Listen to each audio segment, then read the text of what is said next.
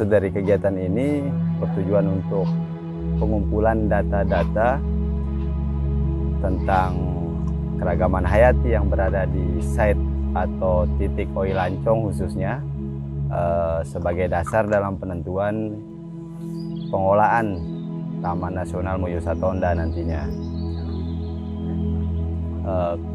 Yang kami sudah lakukan kemarin dalam pelaksanaan survei potensi keanekaragaman hayati ini adalah pengambilan data flora bersama dengan tim ahli dari Universitas Mataram,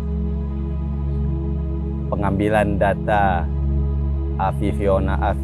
avifaunanya berupa data-data jenis burung yang berada di titik tersebut di Oi Lancong, pengambilan data reptil dan data mamalia. Kami di dalam kegiatan monitoring untuk penetapan zonasi untuk Taman Nasional Moyo Satonda, kami mengambil sampel flora dengan menggunakan metode petak jalur yang dimana satu jalurnya berisikan 3 plot dengan ukuran plot 20x20 yang kami akan ambil semua sampel tanaman untuk diketahui bagaimana potensi keragaman jenis tanaman yang ada di Taman Nasional Moyo Satonda, lebih tepatnya di sekitar wilayah Oi Lancong di Taman Nasional Moyo Satonda. Survei ini kami lakukan selama 3 sampai 4 hari di lapangan dan mengambil seluruh data jenis tanaman yang ada di dalam plot dan yang ada di sepanjang jalur tersebut.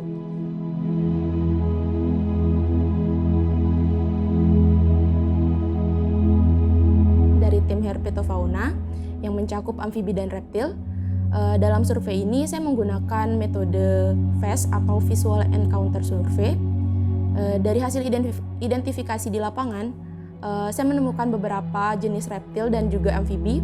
Dari jenis reptil ini, yang pertama saya mendapatkan yang sudah berhasil diidentifikasi beberapa jenis ular, diantaranya adalah Trimeresurus insularis, kemudian Lycodon capucinus, dan yang ketiga adalah ular Piton reticulatus. Kemudian dari amfibi yang berhasil diidentifikasi yaitu jenis dari Limnonectes, dan kemudian beberapa jenis dari Syrtodactylus dan juga dari gecko.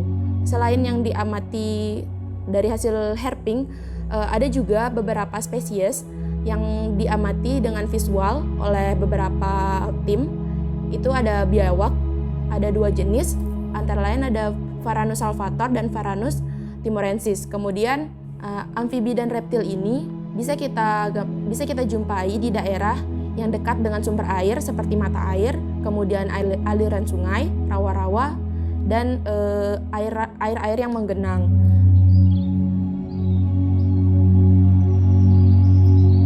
Dari hasil pemantauan yang telah kami lakukan, kami menemukan sekitar 30 jenis burung yang tersebar di kawasan Oi Lancong. Yang paling banyak ditemukan itu berada di kawasan mata air. Saya berharap akan ada pengamatan lagi atau survei yang berada di kawasan Pulau Moyo, khususnya di sekitar kawasan Oi Lancong. Karena pada musim kemarau saat ini, jenis burung yang kami temukan sangat minim. Kemungkinan besar jika pada musim penghujan banyak tersedianya sumber air, kemudian tersedia pakan yang melimpah, besar kemungkinan jenis akan bertambah yang akan kita temukan di kawasan tersebut.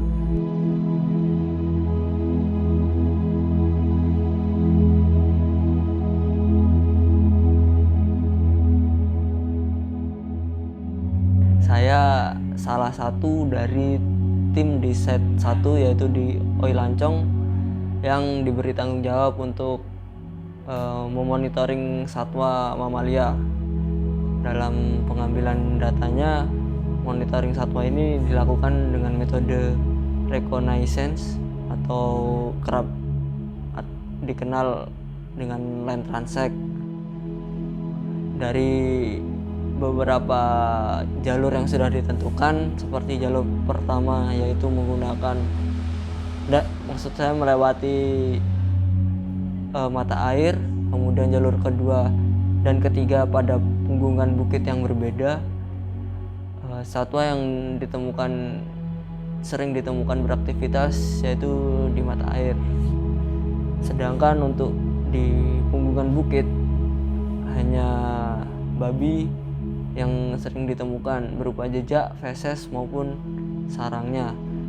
Untuk satwa rusa beberapa terdengar audio atau suaranya, dan juga beberapa tim sering melihat secara langsung namun langsung kabur. Terus pengamatan juga tidak hanya mengandalkan manual, tapi juga dibantu dengan kamera trap dan jebakan. Kamera trap berhasil mendokumentasikan satwa yaitu babi, dan kami memasang pada 2 titik yaitu di sekitar camp dan di sekitar mata air, yang dimana babi di site Oi Lancong ini cukup banyak. Kemudian ada beberapa monyet yang terdokumentasi di hari pertama sebanyak 5 ekor dan di hari kedua hanya 1 ekor.